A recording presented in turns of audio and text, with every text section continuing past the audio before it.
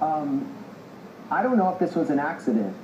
This may have been staged by Kerry to save face for his bungled act of hollow diplomacy, which was actually a ruse to legitimize Netanyahu's ground operation and create political space for the kind of massacres that we've been witnessing on this very broadcast. It was Kerry who helped draw up the sham ceasefire proposal, which was introduced by the coup regime of Egypt and Abdel Fattah al-Sisi, who has jailed thousands of Muslim Brotherhood members who are political counterparts of Hamas, who hates Hamas, and never presented this proposal to Hamas.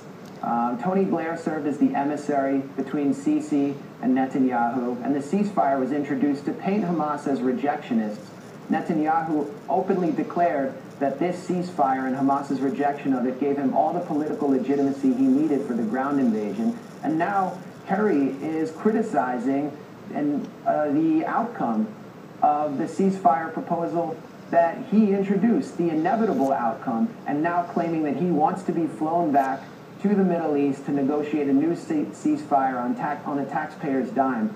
I call on John Kerry to refund the American taxpayers for all the jet fuel he's wasted. He can dip into the Heinz family fortune if he needs to do that. This is an absolute failure of U.S. diplomacy and an abdication of leadership by Barack Obama, who says that he's heartbroken by these images that he's witnessing from the Gaza Strip as he oversees and authorizes the shipment of the very weapons that are used to bombard hospitals in Deir al-Balah. The Al-Aqsa hospital was just attacked and 5 are dead. 4 were in surgery when they were killed. Next, earlier this month, Israeli Prime Minister Benjamin Netanyahu said that Israel will never give up security control of the West Bank. Of course, the Israeli raids on the West Bank that helped spark this crisis followed the unity government between Hamas and Fatah. In agreeing to the government, Hamas obviously was moderating its position somewhat, tacitly endorsing negotiations. How much of this whole operation do you see as an Israeli attempt to cement the occupation, the settlements in the occupied West Bank?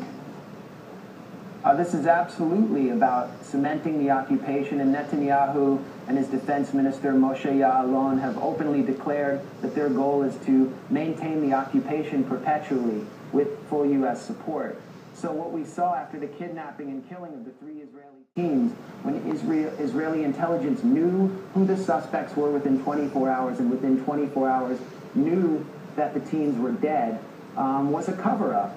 The entire Israeli media was placed under gag, and the Israeli public was convinced that the Israeli military, as it rampaged through the West Bank, was on a rescue operation. The point of this operation was to crush any resistance to the perpetuation of the occupation and to the government of Palestinian Authority President Mahmoud Abbas, who has basically accepted the occupation as the head of the Bantustan Authority and accepted his role as a subcontractor of the occupation by accepting security coordination with Israel. We're going to have to leave it there. Max Blumenthal, senior writer for Alternate.org, his latest book, Goliath, Life and Loathing in Greater Israel. And thank you.